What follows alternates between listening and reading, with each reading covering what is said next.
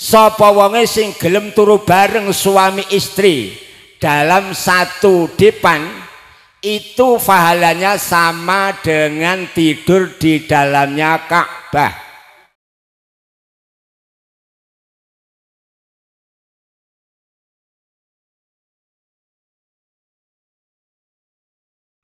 Assalamualaikum warahmatullahi wabarakatuh. Bismillahirrahmanirrahim. Innal hamdalillah nahmaduhu wa nasta'inu wa nastaghfiruh. Wa na'udzu billahi min syururi anfusina wa min sayyiati a'malina. May yahdihillahu fala mudhillalah wa may yudlilhu fala hadiyalah. Asyhadu an la ilaha illallah wahdahu la syarikalah. Wa asyhadu anna Muhammadan abduhu wa rasuluh. Allahumma sholli wa sallim ala sayyidina wa habibina wa syafi'ina wa qurrati a'yunina sayyidina Muhammadin sallallahu alaihi wasallam al-mab'uthi rahmatan lil alamin wa ala alihi wa ashabihi ajmain wa la haula wa la quwwata illa billahil aliyyil azim. Qala Allah ta'ala fi kitabihil karim. A'udzu billahi minasyaitonir rajim. Bismillahirrahmanirrahim. Fankihu ma tabalakum minan nisa al-ayah. Shadaqallahul azim. Amma ba'du. Hadratal muhtaramin, dumateng para bapak alim ulama, dumateng para bapak kiai, para ibu-ibu nyai, para bapak so para sederek sedaya ingkang hadir wonten majelis upacara resepsi mempelai berdua wonten ing siang sakmangke punika. Ingkang kula hormati, monggo sakderengipun kawula matur panjenengan sedaya wonten majelis upacara resepsi punika tansah kula ajak sareng-sareng muji syukur dumateng ngersanipun Allah Subhanahu wa taala ingkang sarana dipun tandai kanthi ucapan alhamdulillahi rabbil alamin. Dene punapa kula saha panjenengan sedaya ingkang tansah selalu nampi pinten-pinten rahmah saha nikmah tamah saking ngersanipun Allah Subhanahu wa taala. Wabil khusus inggih punika rahmah lan nikmah tamah ingkang kaparingaken dumateng nggih punika kaponakan kawula Bapak Fathur ingkang saat sakmangke punika kagungan kersa dawuhaken dumateng putra estrinipun ingkang asma Umi Aisyah ingkang pikantuk priyantun kakung ingkang asma Muhammad Ali Amrozi. Ngaten nggih. Bila saking punika nggih alhamdulillah rawuh panjenengan sedaya wonten majelisan punika ingkang sampun kersa ngrawuhi menapa ingkang dados undangan saking keponakan kula inggih punika Bapak Fathur. Nggih mugi-mugi sarana rawuh panjenengan sedaya punika klebet dawuh idkhalu surur ala qalbi mukminin khairun min ibadati sanah. Min ibadati sanah nggih. Dados nek jenengan niku mbungahaken dumateng manahipun tangga tepalih sinten kemawon ingkang kagungan kersa dipun undangi kok purun rawuh menika sampeyan dipun paringi ganjaran kalih Allah Subhanahu wa taala padha karo ibadah suwidak taun. Allahumma amin. Nggih. Pun kaping kalihipun selawat salam monggo sareng-sareng kita aturaken dumateng ngersanipun junjungan kita Nabi Agung Gusti Kanjeng Nabi Muhammad sallallahu alaihi wasallam. Keranten kula lan panjenengan sedaya menika selalu mahabbah lan ittibaan bisunati Rasulillah sallallahu alaihi wasallam. Kados nggih punika ingkang kita saksiaken sesarengan kala wau nggih punika prosesi abdu nikah lan alhamdulillah berjalan lancar lan boten wonten aran setunggal punapa. Nggih mugi-mugi nikahipun putu kula kekalih punika dipun paringana pernikahan ingkang membawa predikat mawaddah warahmah wasakinah mulai dunya menika ngantos benjang wonten swarganipun Allah Subhanahu wa taala. Allahumma amin ya rabbal alamin. Para bapak, para ibu lan para sederek sedaya ingkang kula hormati, niki waktune nggih pun rada longgar nggih. Biasane kula niki ngantenan kados ngaten menika terburu-buru kadang-kadang pun menjelang waktu duhur.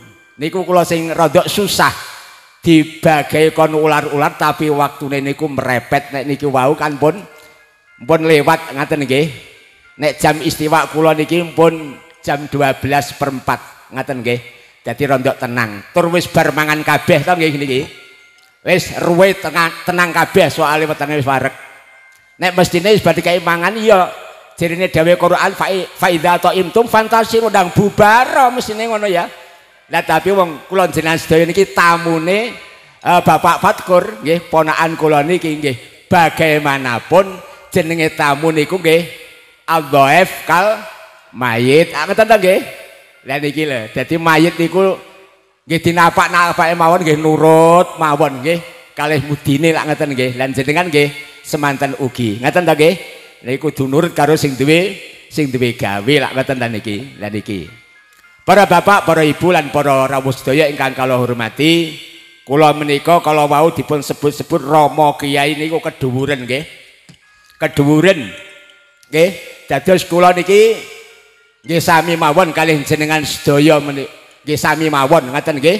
Dadi mboten kok nek potongane potongan kiai tapi jahitane nggih jahitan petani biasa niku nggih.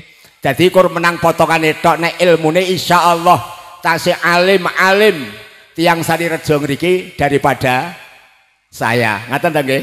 Lah niki. Lah kula jumeneng dateng ngarsa panjenengan sedaya kajibah. Nggih, napa wau jenenge? Mauidhah hasanah. Dadi nggih kedhuwuren malih nek mauidhah hasanah niku.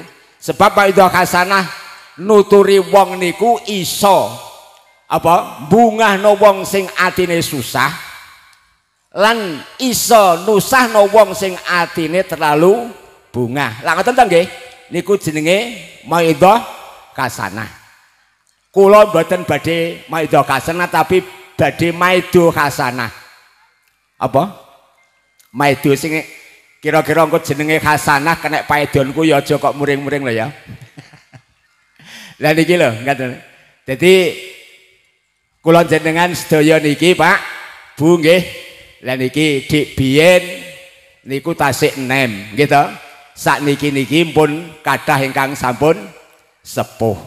Jadi mungkin beda jauh kalian nganten sing nembe kemawon kados ngeten iki. Lah nganten niku rata-rata teng pundi mawon niku nek dinasehati ngaten to. Niku biasane wis ra patek mlebu. Soale wis pikiran iki ruwet nggih to. Pikirannya niku wis macem-macem lho ngoten lho nggih. Dadi nek dituturi akeh-akeh niku malah muspro ngoten lho niki. Lah niki mula kula mboten badhe matur kata-kata dhateng panjenengan sedaya keranten situasi lan kondisi semakin siang semakin panas lan sak pinunggalanipun menika mila saking punika namung sekedhik ingkang badhe kula aturaken bilih dimanapun Rasulullah Shallallahu Alaihi Wasallam setiap diundang pengantenan sing kados ngaten menika Kanjeng Nabi niku rawuh namung beberapa detik beberapa menit niku mawon matur dateng jamaah resepsi. Tapi sing jelas gitu kula jenengan sedaya rawuhipun menika namung dipun suwuni doa restu. Ngaten to nggih? Ndongaaken dumateng Pak Fatkur supados Bapak Fatkur punika dipun paringi kegiatan lahir batin sehingga saged mendidik, mengarahkan, membina dumateng sedaya putranipun menika dados putra putri ingkang soleh solihah. Ngaten ta nggih? Ingkang selalu takwa dumateng Allah Subhanahu wa taala, taat dumateng Gusti Rasulillah sallallahu alaihi wasallam lan mugi-mugi dados larek ingkang birul waliden ingkang ateges berbakti dumateng tiyang sepuh kalihipun. Pun ngeten mawon. Sakniki kula namung ngekeki apa faedah dumateng mempelai berdua. Padha uga iku nganten sing anyar utawa nganten sing wis kawak, wis legrek. Nganten sing mun kawak-kawak ngeten iki lho. Ngeten lho nggih. Dadi wong niku nek wis dadi nganten kaya Mas Ali Amrozi kalih Umi Aisyah punika ngaten nggih. niki nek ijek enom ngoten to nggih lagek-lagek duwe bojo bar nikah kaya ngeten niku masyaallah senenge luar biasa. Nggih luar biasa, tapi mangke enggal dangu titik ngoten mawon nggih pun beda malih. Pun tuwek malih beda malih, tuwek malih beda malih. Niku pasti. Ngoten to nggih? Pasti. Mula saking niku kula nate dipun dawuhi kiai kula ngeten iki. Kalih kiai kula Kendal niku. Dadi wong nek wis dadi nganten kaya ngene iki kurcuma ngakehno ganjarane ibadah. Ganjarane ya meskipun nikah itu ya ibadah. Lha ngoten lho nggih. Lah kok direken ibadah iya. Sebab Mas Ali Amrozi niki ketika belum qabil tu nikah wa tazwija bil mahril mazkur, piyambakipun kok nglampahi salat apa neh salate ijen, tek gak patek khusyuk pisan, iku ganjarane mung oleh sitok ya kuru jegrek. Gitu. Tapi nek wis duwe bojo ngene iki kok gelem jamaah niku ganjarane ditambahi 17 krana jamaah. Ngaten to nggih? Lah nek ora jamaah gitu iku diparingi ganjaran malih kalih Gusti Allah taala 70 derajat. Jadi wis oleh 70 derajat krana duwe bojo. Ngaten to nggih? Terus ditambahi maneh 17 krana jamaah, berarti jumlahe niku pira? 97. Iki nek jamaah, mula kula lan panjenengan sedaya niki nek saged monggo lah nggih sami nindakaken salat berjamaah. Ngaten to nggih? Menitik ganjarane kados ngaten agenge menawi kula lan panjenengan sedaya niki mboten salat jamaah tentu kula jenengan sedaya niki badhe dados tiyang ingkang merugi donya akhirate. Ngaten to nggih? Lah niki mula tak jaluk Mas Ali Amrozi kali Mbak Umi Aisyah ya supados jamaah. Napa malih ngarepe sampeyan niki wis ana musola. Ngaten to nggih? Wis enek musola gampang, wis gak enek alasan kangelan ngoten lho nggih. Lah niki jamaah. Lah ngeten lho.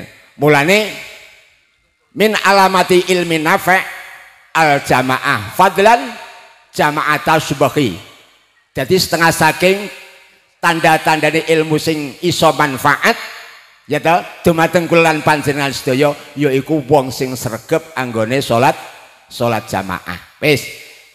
Nah niki dados niki kula angsal ilmu saking kiai kula Kendal nggih. Dadi wong niki nek wis duwe bojo kaya Mbak Umi Aisyah punika kali Mas Ali Amrozi punika ngaten to nggih. Niki nek gelem mencium ya toh istri, suami mau mencium istri itu pahalanya sama dengan kita mencium Hajar Aswad yang ada di sudut Ka'bah. Pengumuman ibu-ibu niku nek saged tawa-tawa kalih Pak Etole nggih. Mas, Pak, Kak, gak Hajar Aswadan ta? Lah ngaten lho. Sampeyan mentolo Bu kira-kira? Gak mentolo ta? Mentolo itu bahasa Indonesia apa toh? Tidak mentala, wis. Tidak mentala. Paham Pak? Lebut ae wong ning urip ning donya kan golek ganjaran. Ya toh? Golek ganjaran. Kadang-kadang mau dicium oleh seorang suami, ngono e bosen. Iku wong wedok sing masyaallah elek banget. Mbok yo tawa-tawa to. Tapi ning gone suami lho aja nggone sapa mbok tawani kok kowe. Bujat sampean. Nggih. Khusus untuk suami istri. Ya. Sapa sing gelem mencium suami mencium istri ya toh. Suami mencium istri ya toh pahalanya sama dengan mencium Hajar Aswad. Teng kitab pundi Pak Yai niku nggone. Mbah golek ide mbah ning Fathul Muin mbah ning Fathul Izar kuwi ya. Nggone. Pokoknya goleki lah kok temok. Sapa wonge sing gelem turu bareng suami istri dalam satu dipan itu pahalanya sama dengan tidur di dalamnya Ka'bah. Masya Allah luar biasa. Nek wis tuwek turune dhewe-dhewe jarake aduh. Nggih napa nggih? Oh nek iki anyar ngene iki ya lengket terus kaya prangko ini ya. Tapi nek semunduri tuwek wis nggih. Lah niku lho. Dados kula jenengan sedaya urip teng donya niki mboten enten malih kejaba kula lan panjenengan sedaya menika pados pahala yang sebanyak-banyaknya. Ngaten ta nggih? Napa malih kala wingi kula jenengan sedaya badha hormat nisfu Sya'ban, ya ta? Sing intine ya ta hormat nisfu Sya'ban iki ya siji nyuwun kali Gusti Allah taala supados kula panjenengan sedaya niku dipun paringi subutul iman wal Islam. Kaping kalipun kula jenengan sedaya supados dipun panjangaken umuripun. Lah ngoten ta nggih? Wong Sarirejo ya sakbanan ya. Nggih. Sing muni nggih lho kertelu tak hitung. Liyane berarti gak melok sakbanan. Sing nomor papate nyuwun kalih Gusti Allah taala supados dipun lapangaken dijembaraken diparingi rezeki ingkang kathah ingkang halal tur barokah. Mulane wong-wong Mekah, wong ning gone Mekah Madinah niku, ngoten to nggih. Niku nek wis bar acara resepsi ngeten iki nggih, bar qabiltu niku wau lho nggih, kalih Pak Naib utawa kalih Pak Yai niki wau seksine nggih kathah. Nek wis bar qabiltu nikahaha wa tazwijaha bil mahril mazkur. Nganten sekalian iki langsung dilebetaken kamar dikunci ing jaba jret pun. Nggih. Lah Pak Yai kok saged, lah aku tahu diundang resepsi ning kono mbiyen. Ngoten to nggih. Wis dadi kok nek ngeruk urung ana jenenge tisu utawa gombal yang dikeluarkan dari ventilasi kamar itu nganten tidak akan dikeluarkan dari kamar itu. Nek ngriki kok mboten cara nggih. Niku nek Mekah Madinah niku pun dadi adat kawit. Dadi sing teng Jawi niku gawambusan rame-rame makan-makan mboten karo-karuan, tapi sing pengantin sekalian iki tetep ndekem di dalamnya kamar. Sampai nanti ada tanda bukti yang dikeluarkan dari kamar itu yaitu berupa sperma.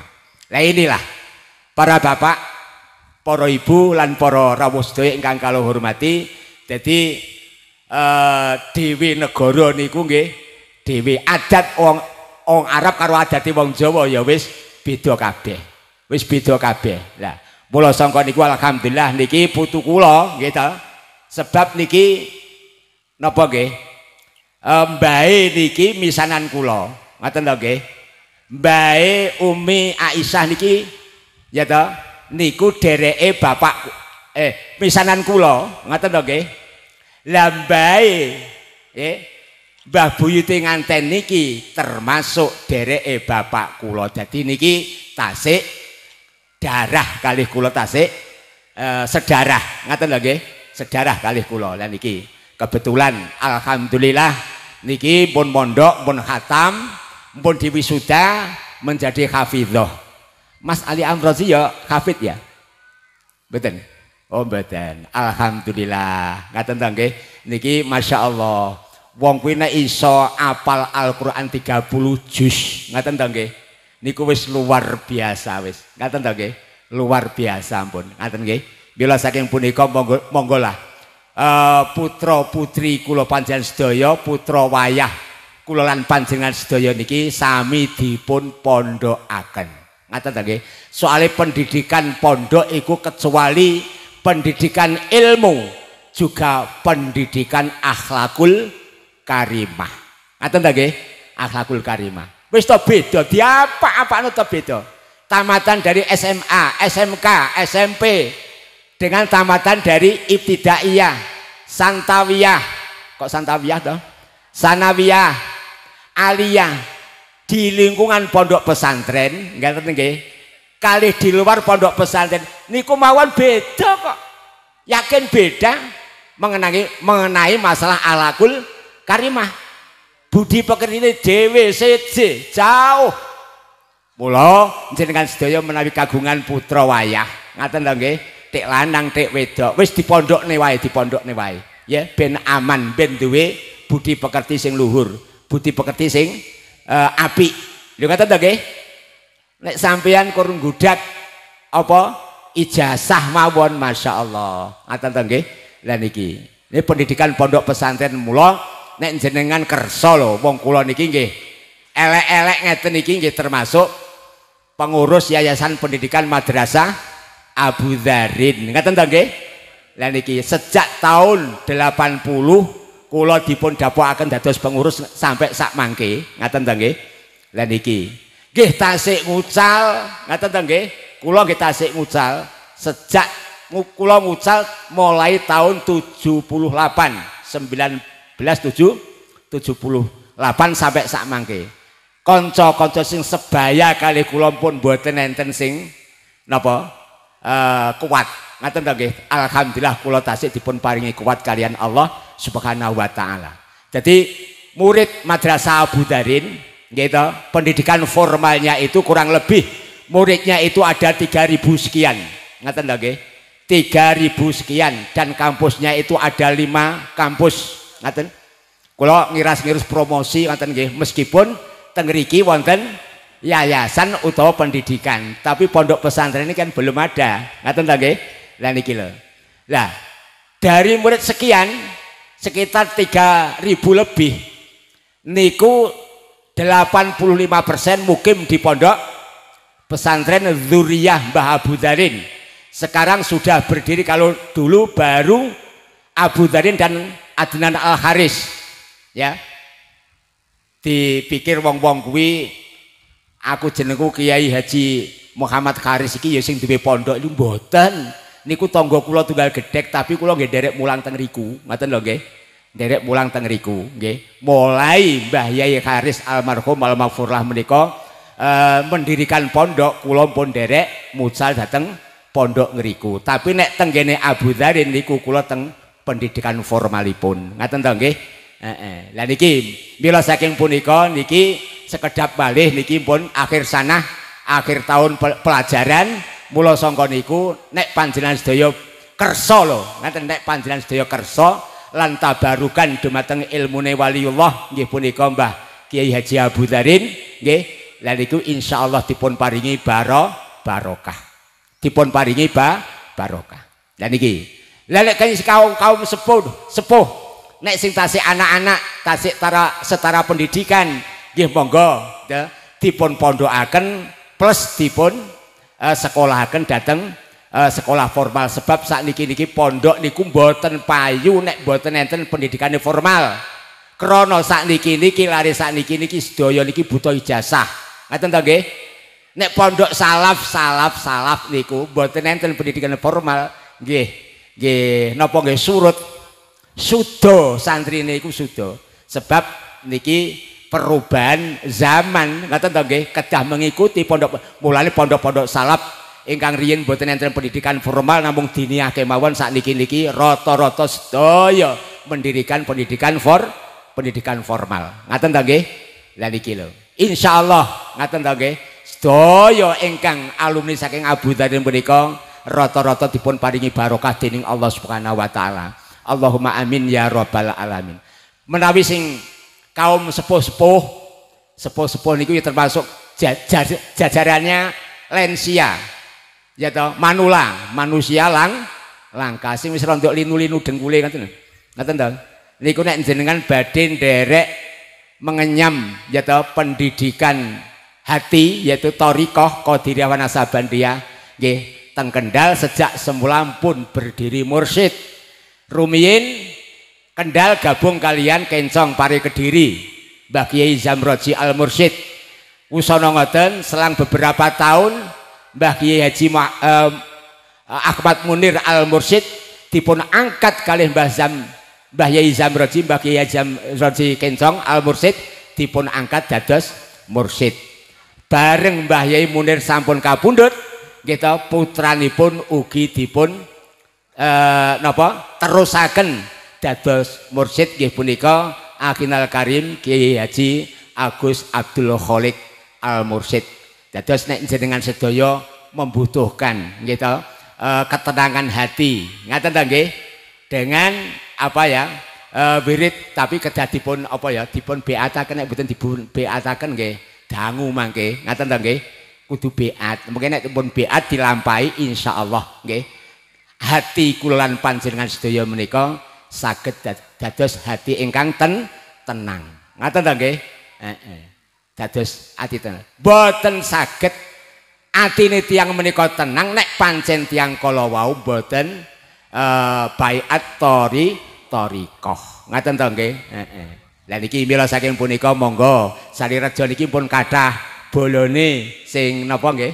Sing nderek beat dateng mriku sampun kathah. Ngaten nggih. Dadi sentrale Bojonegoro, mursid yang ada di Kabupaten Bojonegoro hanya di Kendal. Dulu di Padangan tapi sudah habis mursidnya ya. Yang ada sekarang itu di Pondok Pesantren Dzurriyyah Mbah Abu Dzarin.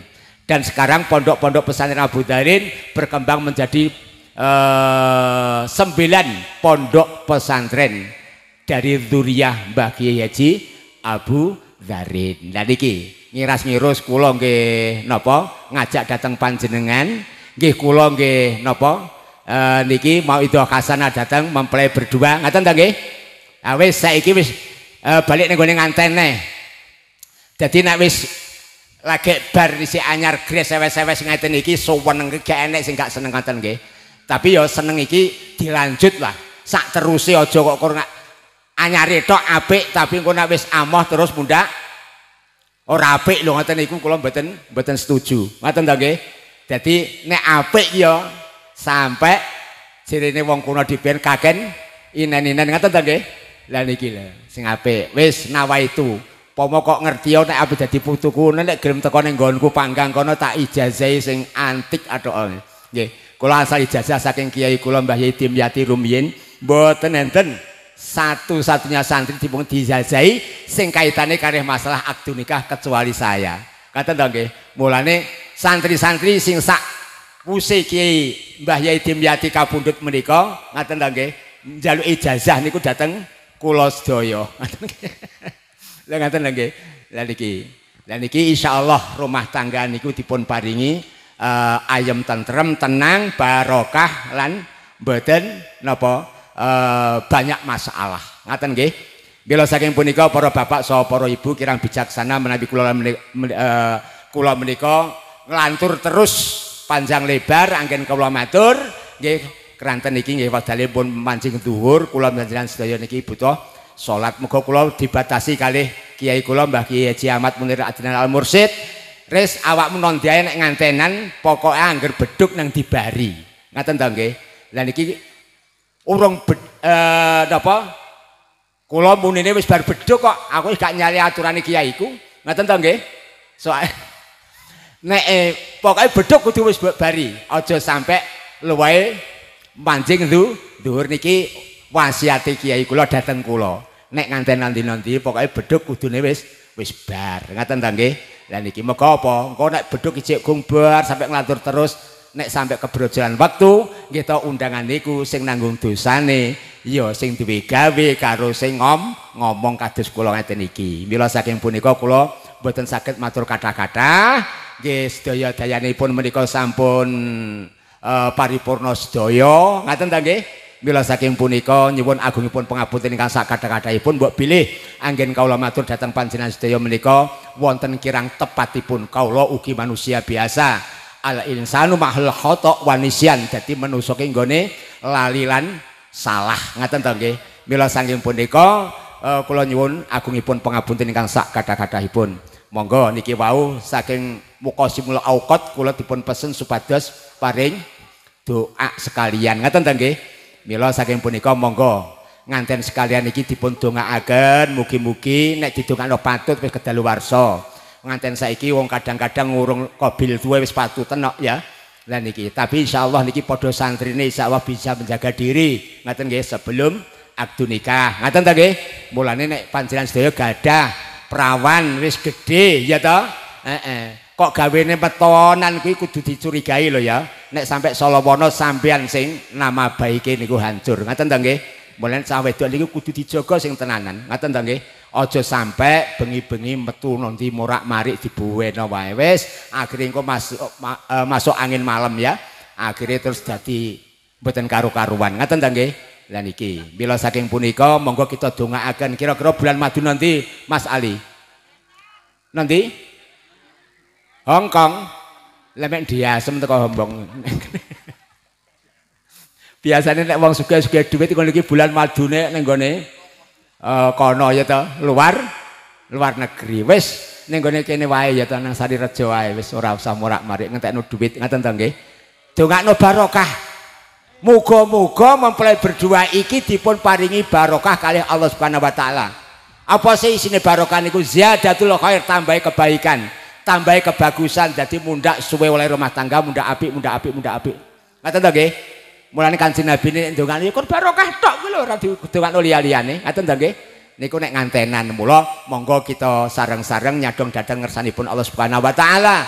Kita kanthi berdoa mugi-mugi sederek Fathur ponakan kula menika anggenipun kagungan kersa dipun paringi sukses dening Allah Subhanahu wa taala lan mugi-mugi sedaya putra putrinipun menika dipun paringana dados putra putri ingkang saleh salihah. Allahumma amin ya rabbal alamin. Hadiatan baligha ala Rasulillah sallallahu alaihi wasallam wa ala alihi wa ashabihi wa dzurriyyatihi wa li baitihi wa la hadrati ruki jami' ikhwanihi minal anbiya'i wal mursalin wasyuhada'i wassolihin wassahabati wa tabi'in wal ulama'il amilin wa nahu khususan wa la hadrati ruki sultan awliya waliyullah sayyidina wa maulana Asy-Syaikh Abdul Qadir Al-Jailani radhiyallahu anhu wa nahu khususan wa la hadrati ruhawanatihi wa jasati arusaini syai'ulillahi lahumul fatihah. A'udzubillahi minasyaitonir rajim. Bismillahirrahmanirrahim. Alhamdulillahirabbil alamin arrahmanir rahim maliki yaumiddin. Iyyaka na'budu wa iyyaka nasta'in ihdinas siratal mustaqim siratal ladzina an'amta 'alaihim ghairil maghdubi 'alaihim waladdallin. Rabbighfirli wa liwalidayya amin. Bismillahirrahmanirrahim. Allahumma sholli ala sayyidina Muhammad wa sayyidina Muhammad walhamdulillahirabbil alamin hamdan syakirin hamdan na'imin hamdan yuafi ni'amahu wa yukafi mazidah ya rabbana lakal hamdu kama yanbaghi li jalali qawaidil mustalik. Allahumma sholli wa sallim ala sayyidina Muhammadin sholatan tunjina biha min jamani ahwal afat wa taqdi lana biha min jamil hajat wa tutahhiruna biha min jamil sayiat wa tarfa'una biha indakal darajat wa tuballighuna biha salawat min jamil khairati fil hayati wa badal mamat.